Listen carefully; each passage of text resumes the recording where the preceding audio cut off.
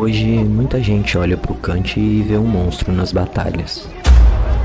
Alguém que sobe no palco e parece impossível de abalar. Eu diria implacável. Mas quase ninguém conhece a história do Bruno, o homem por trás do MC. E a verdade é que anos atrás, esse mesmo homem, invencível, inabalável, implacável, quase tirou sua própria vida. E sabe qual é a parte mais absurda? Quem salvou a vida de Bruno foi o próprio filho.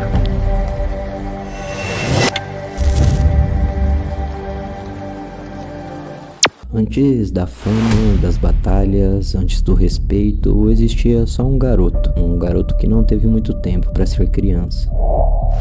Muito cedo começou a trabalhar com adultos que já carregavam seus vícios, suas substâncias, sua malícia e a maldade. Uma maldade que uma criança não deveria ter acesso a essa idade. Eu ando meio jogado, eu ando meio bêbado, chapado e drogado. Tá tranquilo. Ele foi jogado cedo demais em um mundo pesado. Enquanto outras crianças descobriam brincadeiras, Bruno aprendia a sobreviver. Então eu cresci num meio onde, mano, tipo, era se encostar em alguém e treta, tá ligado? Tipo, por que você fez isso? Pá, por que isso? Não sei o que, sempre agressivo, tá ligado? A forma de ver o que tava acontecendo era sempre agressiva. Tipo, porra, apanhava porque derrubava suco. E aí você muda, por que eu apanhei por derrubar um suco se acontece? Com 15 anos, praticamente já era independente. Não existia horários, não existia supervisão dos pais, nem direção. Livre por fora, mas completamente perdido por dentro. Vou ser bem sincero com você, mano. Porque eu ando, de fato, mano, muito estressado de certa forma e lutando contra uma tristeza muito grande. Atualmente eu venho lutando contra um bagulho muito forte dentro de mim, mano. Se existe uma fase que molda um homem, essa fase é a infância. E a infância de Kant foi marcada por ausência. Seus pais trabalhavam de domingo a domingo. E quando tinham folga, continuavam trabalhando dentro de casa. E igual 90% dos brasileiros. Mas isso significa uma coisa: quase não existia diálogo dentro de casa. Ninguém sentava para conversar, aconselhar, e isso destrói uma criança aos poucos. Porque às vezes o abandono não vem em forma de partida, vem em forma de ausência emocional. Você mora com a pessoa, mas continua sozinho. E Kant absorvia tudo. A sua felicidade estava na rua, nunca estava na sua casa. Tem uma frase que Kant diz em um podcast que diz tudo. Pelo amor de Deus, alguém me salva, porque eu sinto que eu vou morrer, tá ligado? Eu sinto que eu não tenho tanto tempo. Porque, assim, chegou uma hora que o Wolf estava pensando que eu ia morrer, tá ligado? Chegou um momento que eu achei que eu ia morrer. E aí eu tô com muito medo, porque agora eu sou pai. E eu tô tentando ser um bom marido, tá ligado? Um bom filho, mas eu tenho muita cicatriz na minha pele.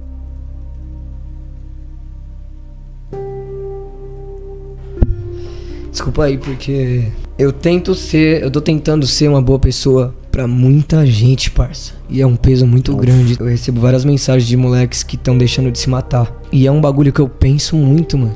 Tá ligado? Um bagulho que eu tentei e eu tento esconder com tatuagem. Eu já desejei muitas vezes pedir pra Deus pra morrer, etc. Agora pense nisso. Muito cedo ele aprendeu que não podia contar com ninguém. Então, Kant criou sua própria armadura. A raiva, a revolta, o silêncio e o medo. A depressão começava a tomar conta da sua vida. E a novidade? Ele culpava os pais por tudo. Talvez porque uma criança não consiga entender essas coisas. E Kant só entendia a dor.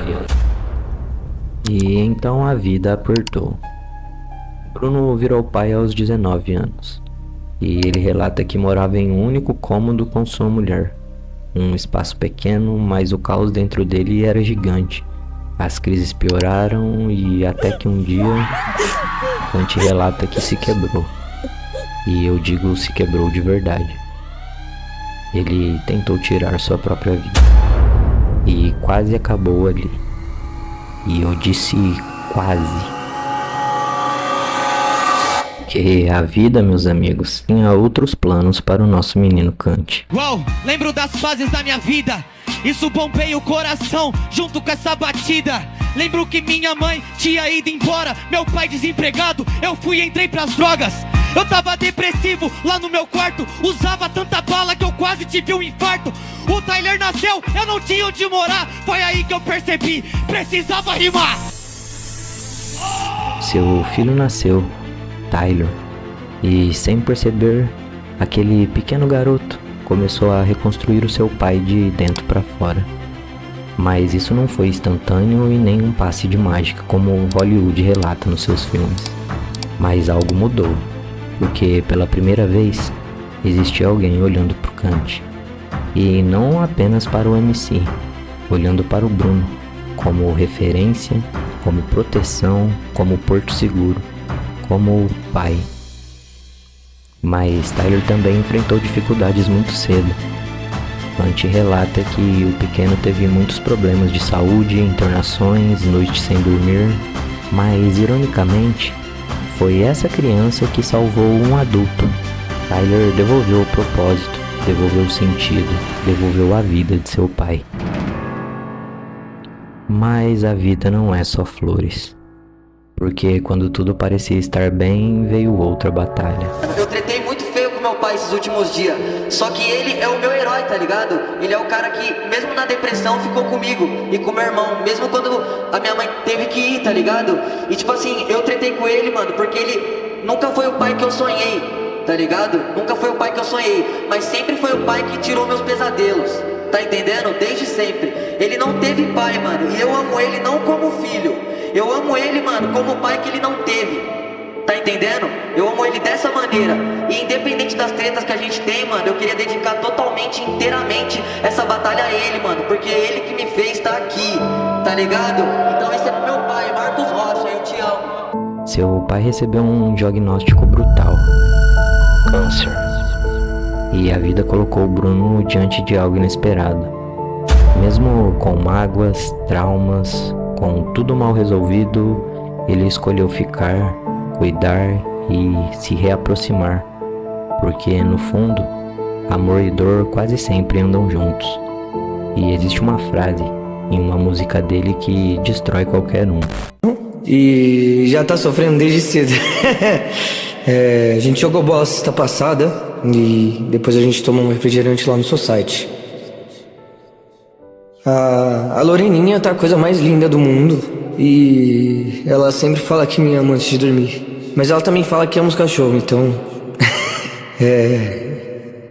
Eu não tô saindo muito de casa, mas quando eu faço live eu costumo rir. E quando eu tô com os fones no máximo, assim, eu paro de pensar e é um bom momento do dia. Tô tentando ser melhor. E quando você chegar lá em cima, você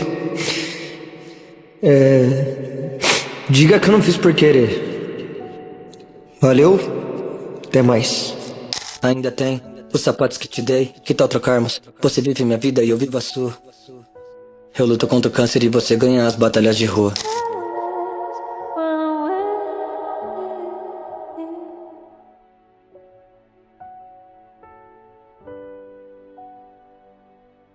Ele diz que gostaria de trocar de lugar com o pai. Que tal o seu pai ir rimar nas grandes batalhas e grandes eventos, enquanto o seu filho lutava contra o câncer? E isso, meus amigos, não vem de um homem sem amor, não vem de um homem frio, isso vem de alguém ferido, mas que nunca deixou de amar. Hoje, com o pequeno Tyler crescido, rimando com o pai, brincando, sorrindo, sem medo, sem traumas, sem carregar o peso que Bruno carregou a vida inteira. E talvez essa seja a maior vitória do Kant. Não uma batalha, um título, milhões de visualizações, mas isso. Olhar para o próprio filho e perceber que a história mudou, que finalmente o ciclo foi quebrado. E hoje, Kant também é pai de uma menininha, uma família. Uma casa diferente de onde cresceu. No fim, Kant não é apenas o maior vencedor da Batalha da Aldeia e de diversas outras batalhas. Ele é vencedor de algo muito maior. a sua própria história. Porque existem batalhas que dão troféus, dinheiro, mas existem batalhas que mudam gerações. E talvez essa tenha sido a maior vitória de todas. Espero que vocês tenham gostado. Deixe sua inscrição, seu like e ative o sininho. E deixe nos comentários qual o próximo MC que você gostaria de saber um pouquinho mais da história.